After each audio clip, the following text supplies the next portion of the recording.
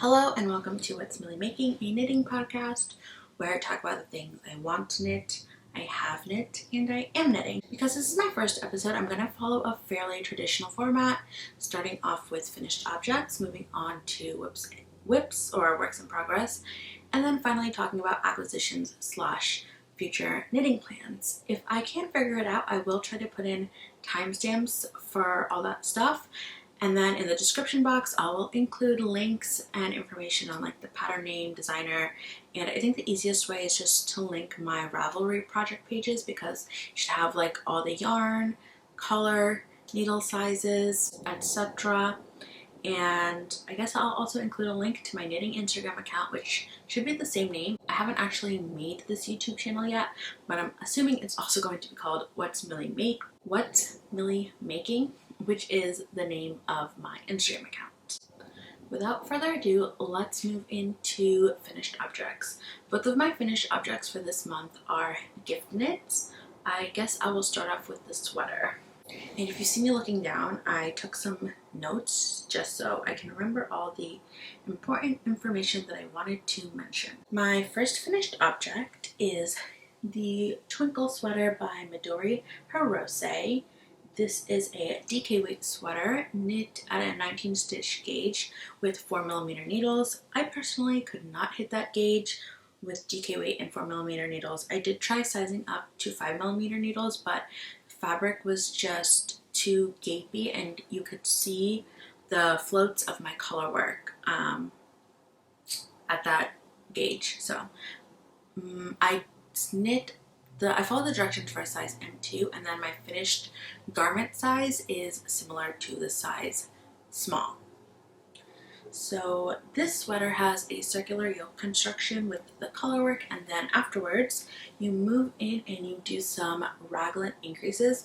Personally, I just think that makes for such a better fit. I'm not the biggest fan of circular yoke sweaters, but that's why I picked this sweater because it did include those raglan increases, and I think it just makes for a more comfortable and flattering shape. As far as the Colorwork goes, you're most of the time you're just using 2 colors at a time, even though there are 3 colors used in this sweater. There's only a few rows like towards the end of the yoke, and then again in the sleeve and on the bottom, that you are holding 3 strands, but like I said, it's very few rows. So overall, I would say this is like, if you haven't done Colorwork before, I would say this is like a really nice first pattern in my opinion. I'm pretty sure this was like the first or second Colorwork yoke that I ever did. I actually started knitting this last year for my mom's birthday, but I finished everything but the second sleeve, and then I put it on hold for a year, and then literally I knit the second sleeve in like 1.5 nights. So it was all that drama for nothing. Oh, I also think this pattern is nice because you do learn how to do like the Colorwork, but like in this section where you have like the motifs are bigger rather than these shorter motifs, you learn how, or I learned how to catch my floats with both the dominant strand and with the background strand, which I think is a nice skill to have. I also like how the motif is like on the top, on the bottom, and on the sleeves. I think it's just, I don't know, it like pulls it all together, and I would love to knit one for myself. Overall, I find Midori Hirose's patterns to be really clean and easy to follow. The pattern can look a little bit intimidating at first because they tend to have a lot of pages, but that's just because they write out the directions for each size sometimes. As far as the yarn goes, this red color that I used for like the body is Rowan Alpaca Soft DK in a discontinued colorway. I don't remember the name off the top of my head. This white yarn is Drops Flora. Oh, I forgot to say, so the Rowan yarn is the Alpaca Soft DK, I think is like 70% alpaca, 30% wool. And then the Drops Flora in like an off-white color is also an alpaca wool blend. And then this pink color is Bien Aimee Merino DK in the color Bois de Rose. Funnily enough, so this Rowan yarn, I really like it. It is so soft, and I would love a garment out of it. I bought it off of Little Knits last year, which is a discount yarn site. They sell a lot of like discontinued colorways, odd dye lots, older yarns. So I bought a bag of 5 of these balls, 50-gram balls, for $30. And now if I wanted to buy one ball, it's $15. So I basically got 5 balls for the price of 2. So I'm really happy about that. And I think I said I would knit with this yarn again because it feels nice, it's nice to knit, it blocks out nicely, just overall really happy with it. And it also grew nicely. The white yarn is Drops Flora, which is ridiculously affordable. I think it was like $3 a ball. And it's also really soft and it has like that slight fluffiness that you get from the alpaca. And then lastly, oddly enough, my least favorite yarn, but the most expensive, is this Bien Aimee Merino DK. I love Bien Aimee yarns, but, excuse me, this is the yarn that made me realize I don't really like knitting garments with superwash merino. It's just like, I mean, I think after it blocked out, it's not as shiny and like squeaky, but when I was knitting with it, especially like doing the color work, I don't know, I just wasn't feeling it. I really like how when you use like non-superwash yarns and you're doing color work, they almost like start to like meld together or felt together. And with the superwash, you just don't get that. Also, like if you drop a stitch, it will unravel quicker, whereas the non-superwash will kind of hold its shape.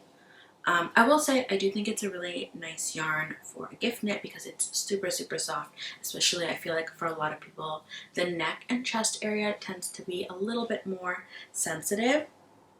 And even though I said it's my least favorite yarn, I didn't hate it, and I would buy it again if I was doing something like this, like a colorwork yoke for a gift, or if it was like a scarf or a hat. I also really like the hand-dyed aspect of the yarn and how you can kind of, I really like how tonals look in hand-dyed yarn, where you just get like that slight variation. I don't know if the camera is capturing that, but I can see it in real life, and I really like that aspect.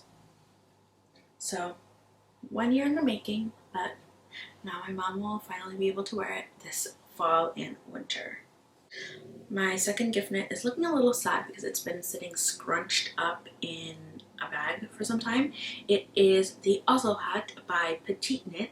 This is knit on 3.5mm needles with a 22 stitch gauge, and the pattern is originally written for 2 fingering weight yarns held together, but I knit it with a single strand of DK.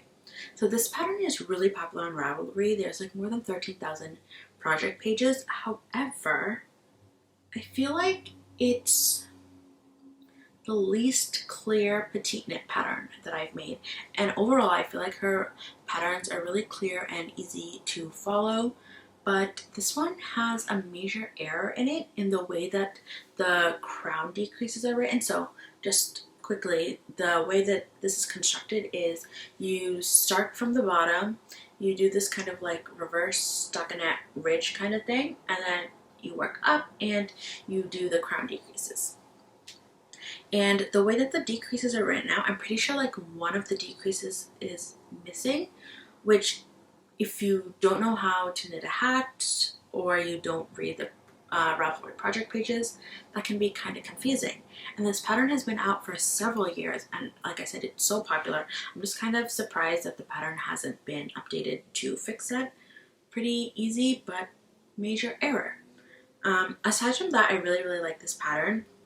I think a large reason why this pattern appealed to me, and I think appeals to like some of the 13,000 other people who made this hat, is that there's no ribbing involved and there's no purling involved. It's literally all just stockinette in the round. Even like that little reverse stockinette section that you have that kind of makes it easier to know where to fold up the brim. Even that section you don't have to purl because you kind of do like a short row sort of turn.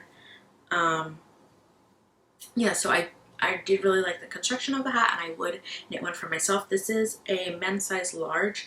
I was afraid it was going to be too big, but it fits my head, and I think my cousin has like a similarly big head. I did knit this shorter than it is written to pattern because the original pattern has quite a bit of space at the top of the crown, and he wanted something that sat closer to his head. The only other, I wouldn't call it modification, but I guess just adjustment in my methodology is I changed the way that I did my SSKs. So the crown is shaped with knit two togethers and SSKs, and looking through those project notes to see like the error about the decreases, I also found people recommending a different way to do their SSKs, which was to slip the first stitch knitwise and slip the second stitch purlwise and then knit them together, and it made such a difference for me. My decreases look so much cleaner. Like usually, oops, I dropped it. Okay, so like I knit this cardigan over a year ago. It's like one of the first things I ever knit, and when I look at my decreases, they're kind of sloppy, especially the SSKs. Like I can tell they're much more visible than the knit two togethers, but in this, because I did my SSKs in that like modified way, I honestly cannot tell the differences. Okay, don't mind this hole, I haven't woven in the ends. I cannot tell the differences between my SSKs and knit two togethers, which makes me so happy. As far as the yarn that I used for this hat, I used a yarn from Michaels, which if you're not from the US, it's just like a big box yarn store. I used their Loops and Threads Luxe Merino yarn. It is a 55% superwash merino, 45% acrylic blend, and I bought it because it has a similar fiber content to Barocco Vintage, which a lot of people suggested as good for gift knits that can be machine washed, which this can be too. I just thought this was a little bit softer. Also, it's a really good price. 150 gram ball retails for 10 bucks, but Michaels literally always has sales on coupons. I'm pretty sure I bought one ball for 7 bucks, and I didn't even use, I think I used like a little bit less than 100 grams. So overall, a really good value in my opinion. And I would get that yarn again for gift knits. I don't think I have anything else to say about it. Oh, also, I keep getting mohair in my mouth. Also, I would knit the Also hat again. Moving on to works in progress, I currently have so many projects on the needles, and I think we would just be here forever if I tried to talk about all of them. So instead, I narrowed it down to three sweaters that I want to finish this month. Maybe I'll talk about a fourth one, and then just like one small project. So first up, we have this. This is the Busan sweater. This is a pattern by Aegyo Knit. It is knit on 5mm needles, and it has a 16 stitch gauge. I am using a strand, oh my god, the lighting. Okay, I'm using a strand of unspun yarn from Nutidin, as well as a strand of mohair from the Wandering Flock. I don't know how clearly you can see this, but the colors are, I think wound up, they look more similar. But in their like original form, apologies for the crinkles, this is, okay. This is the Nutidin, and this is the mohair. And as you can see, this is like a soft pinky color, and this mohair has like teals and purples and slight pinks in it. And usually I tend to stick to yarn pairings that are the same color, but I don't know, something about this just looked like so ethereal, or like reminded me of mermaids or something. And I'm really happy with the resulting fabric. Like in this lighting, it can look sometimes pinkish, sometimes it can look a little purpley, sometimes it can look grayish. I just think it's a really interesting color combo, and I'm really happy with how it turned out.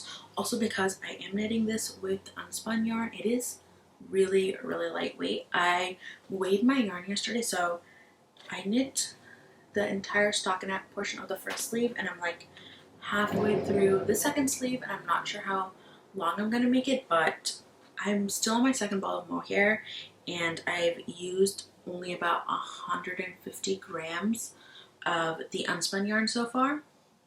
And I think the pattern originally is, with the original recommended yarn, I think it would end up being like 500, 600, 700 grams. And this is going to be much lighter, but it's still going to be very warm. Don't get me wrong, I do really want to use the gapard yarn that is recommended in the original pattern. I just don't have access to it. One of the pros of unspun yarn, one of the reasons I personally really like it, is just the lightness you get.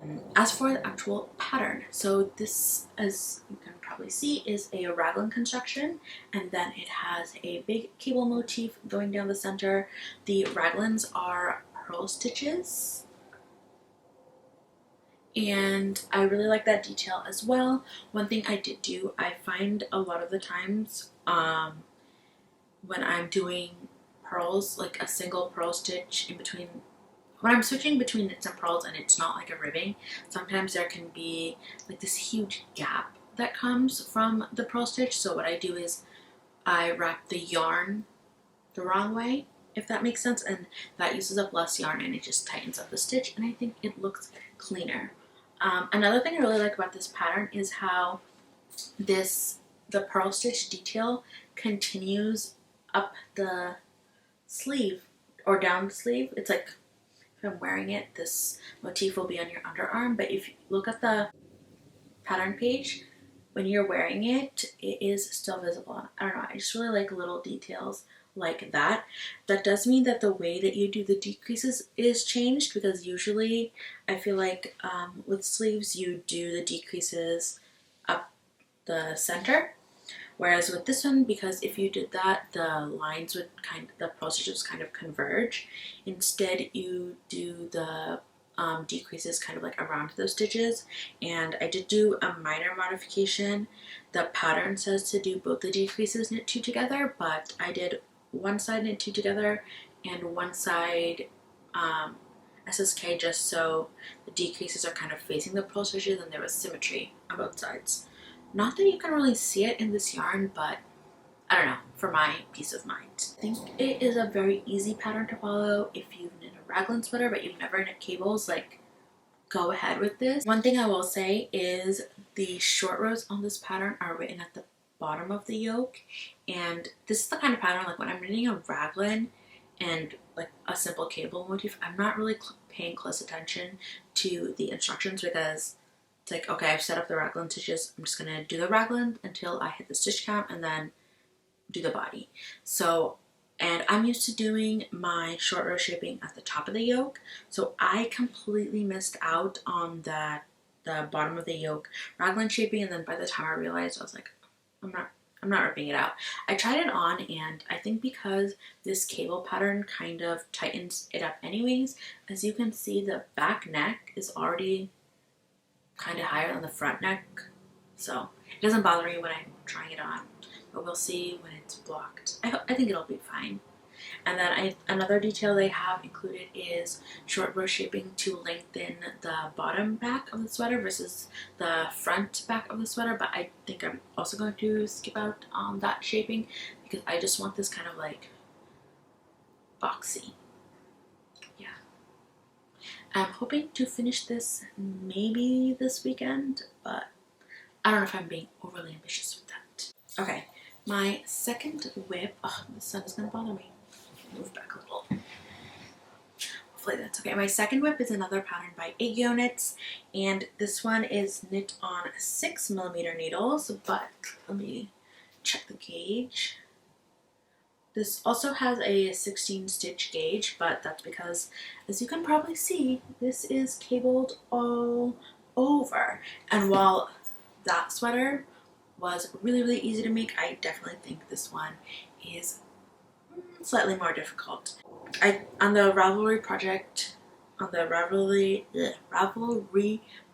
pattern page, there are a lot of people like complaining how difficult or unclear the pattern is. I think if you understand sweater construction and you understand how to cable, the pattern can be a little bit confusing, but it's kind of intuitive how to work it, if that makes sense. So basically you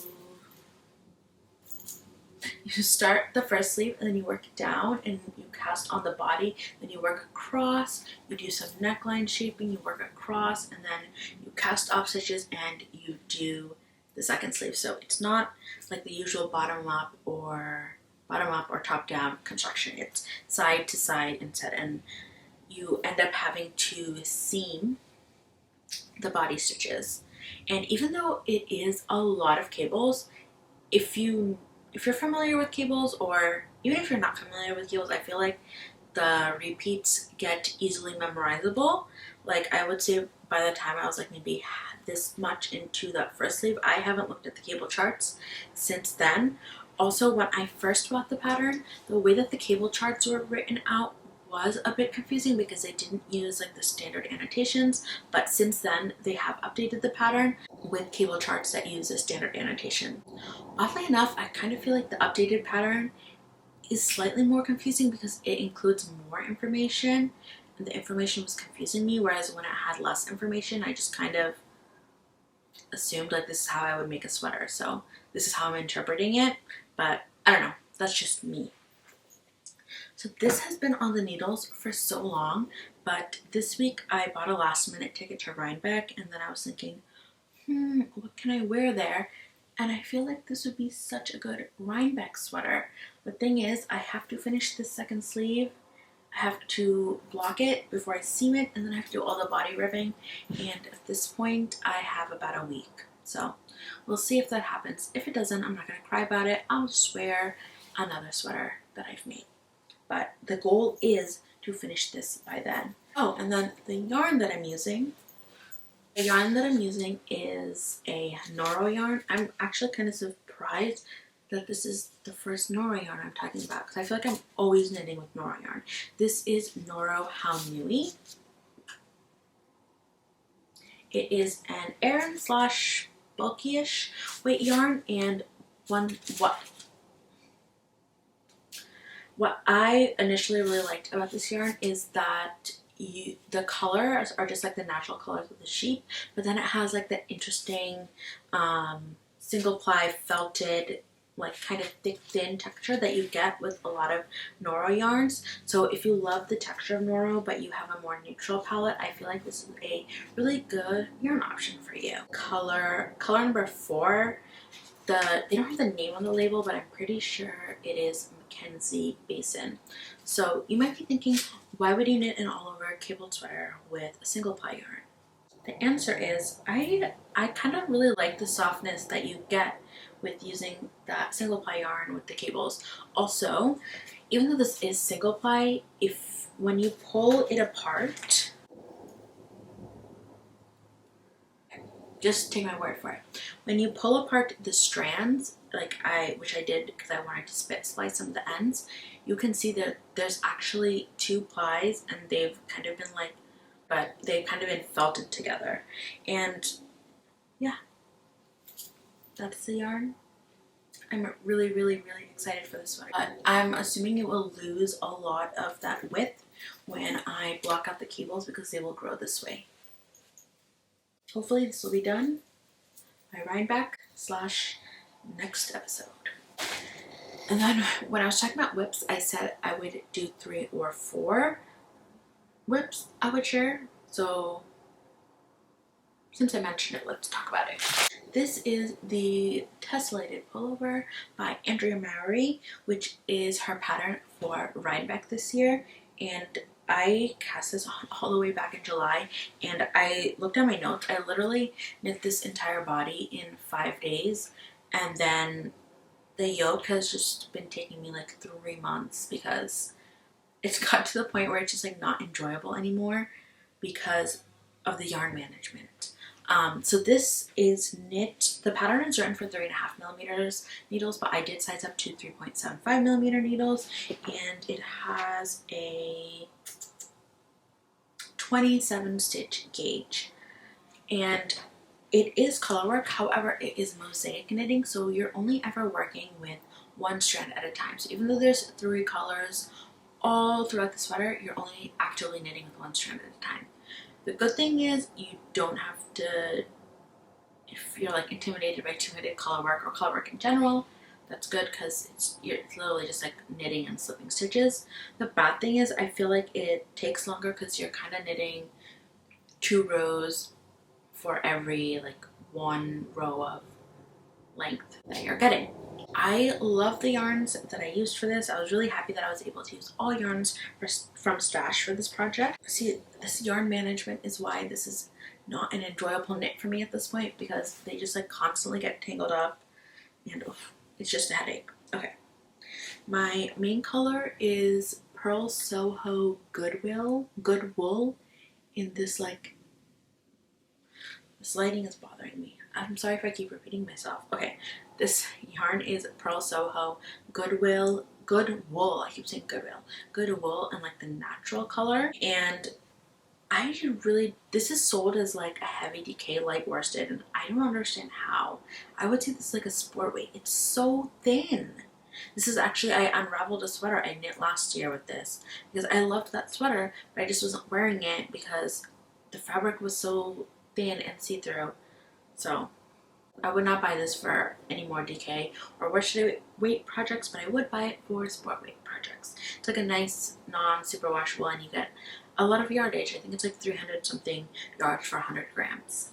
My color changing yarn, I'm using Spin Cycle in the shade Verba Volant, which has like a lot of, I'll include like, I can't do this because of this light, so I'll just try to include some photos or other close-up clips. So it has a lot of like yellows and pinks and purples in it, and I just really love how this color looks, and it's fun to see all the color changes.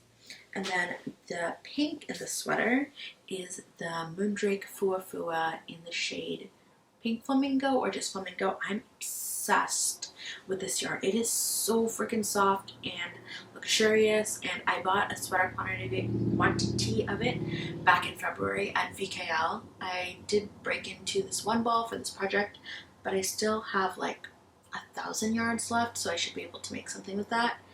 It's a 70% cashmere, 30% superwash merino blend, and so decadent. If you have the budget for it, it's totally worth the treat, in my opinion. And it's also like really nice to knit on. I'm curious to see how like an entire garment made out of this will feel and look and hold up. It's kind of like a light fingering. I would say it is thicker than a standard like lace weight mohair, and it's also so much softer than a mohair. So much softer than a mohair.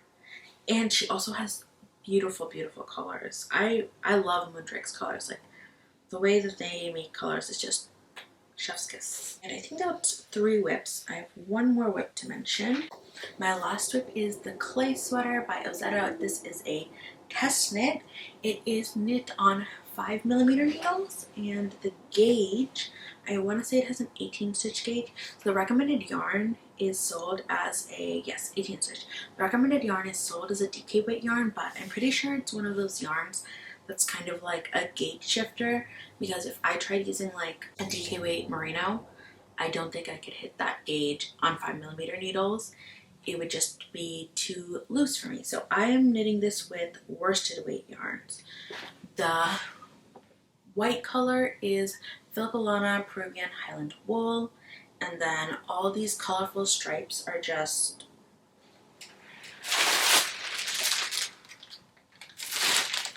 it's basically random like 20-gram fingering weight minis held double with mohair / 30 scraps, and then some of them are like 2 strands of mohair together with the 1 strand of fingering, and then there are a few stripes that are DK scraps held with mohair scraps. This sweater is written to be just like 1 color overall, but I like the idea of doing these rainbow scraps, and rainbow scrappy stripes, and I'm really happy with the way that it's coming out. The pattern has a fairly standard drop shoulder construction where you start off the back, you shape it with short rows, pick up at the shoulders for the front, and then now I'm at the point where I'm just knitting in the round. I would say if you want like a stockinette sweater with just a little bit more excitement, this would be a really nice pattern for that, because it's mostly just stockinette and garter stitch. So I would say it's like stockinette in the round is easiest. And then if you wanted something a little bit more complex, you get into cables and colorwork. This is like in the middle because you do have textured stitches, but you're not cabling or like dropping stitches or twisting stitches or doing anything like that. It's literally just stockinette and garter stitch. Very excited for me to finish this. Also, this has to be done by the end of the month because that's when the testing deadline is. And if you've never knit any Ozetta patterns, I think her patterns are written very well and clearly, and she also always has a nice size range. Oh, one last thing I wanted to mention about the Filcolana yarn. I don't know of any US retailers that sell Filcolana, so I bought this online from Garntopia. They are based in Oslo and they carry like Filcolana, Sandnes Garn, Gepard Garn,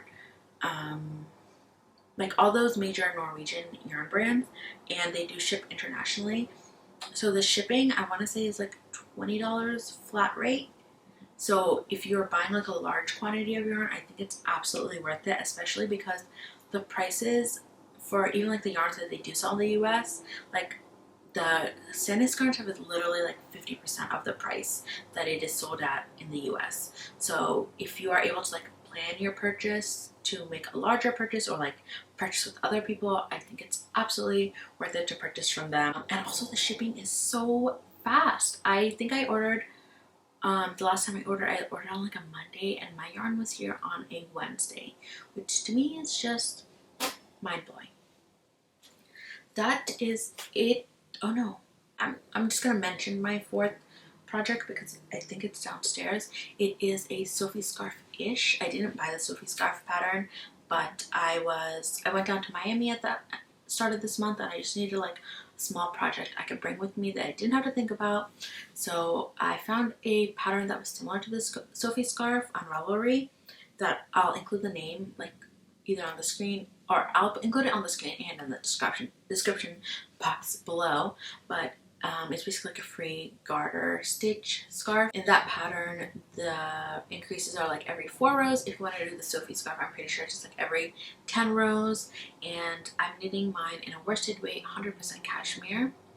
It's a Valley Yarns yarn, which I'm pretty sure is owned by Webs. It is a discontinued yarn. I got it last year during the New York City yarn crawl. I wouldn't say I really recommend this yarn. I kind of understand why they discontinued it. It is super soft and cashmere, but it's also very loosely plied, and I think it's going to pill like really quickly. I initially bought it because cashmere on sale. I don't know. That was my reasoning, and I thought I would maybe use it for a sweater yoke. But in the year since then, I have learned more about fiber and realized, yeah, this is just going to turn into a pilling mess. And I feel like for a scarf, that is okay. With a sweater, I think I'd be more annoyed. And yeah, I just want like a small scarf that I can wrap around my neck when I go for a walk. And it's super soft. That is the end of whips. So finally, let's get into acquisitions before my camera dies. First up, I have this yarn from Woolberry Fiber Co. This is their Berry Sock Base, which is a BFL nylon blend, and this is in the color It's Bread. I'm in the Woolberry Collective, which is their like monthly club where they come out with 2 exclusive colorways each month, and you can order whatever quantity you want on whatever base you want. I personally signed up because I really like a BFL sock blend, but it's really hard to find that base. The only other dyer that I found this like 80-20 blend, I think, yeah, theirs is also 80-20. It's a BFL blend from Hedgehog Fibers, and while I love their colors, they don't do a lot of tonals, whereas Woolberry, they have a tonal every single month. So this is going to be a really nice fall color. My second acquisition is for another test knit. Okay, I'm gonna speed through these because the lighting is really bothering me at this point. This is for another test knit. This is Cascade 220 in the color Black. This is 100% influenced by the knitting podcasters. So many people I feel like recommend this yarn as like a nice workhorse yarn, and I have some Blue Sky Fibers wool stock in stash, and I'm going to make a black and white striped sweater with this, and I'll talk about it more after it's been cast on. Oh, One thing I really like about this, I feel like a lot of like the affordable yarn options, aka drops, I have to order from overseas. But one thing I like is that Cascade, and specifically Cascade 220, I can find at quite a number of local yarn stores. So even though it's not as cheap as drops, or maybe it is because this is 100 grams, whereas a lot of drops is 50 grams. I just like that I can just drive over to my local yarn store and pick some up. Okay, and my last acquisition before the sun blinds me. Oh my god, this is Nutiden in the shade Amanita. It is this brilliant, brilliant, brilliant, brilliant to the 10th degree red, and I think this is going to make such a nice holiday sweater. I saw a cabled sweater at Free People over the weekend, and it's just like been living rent free in my mind. So I am planning on making something similar with this. That probably won't be cast on until like end of November-ish, after I finish up these projects and make good progress on that second test knit. So I'm really happy about this, and I was on vacation when this dropped, and I literally set an alarm to get it because I'm like, I'm not missing this. And I was like signed in and I checked out within I think like 3 minutes. I think for the cardigan that I'm planning, I'm going to buy some lace weight wool to hold with it. So I should have a decent amount left over to make into something else. Slight jump scare as editing me realized I forgot to film an ending to this video. If you made it all the way here, thank you so much for watching. Subscribe for hopefully knitting podcast episode 2. And if you have any thoughts that you would like to share on any of the patterns I made or just knitting in general, please feel free to leave a comment. Until next time, bye bye.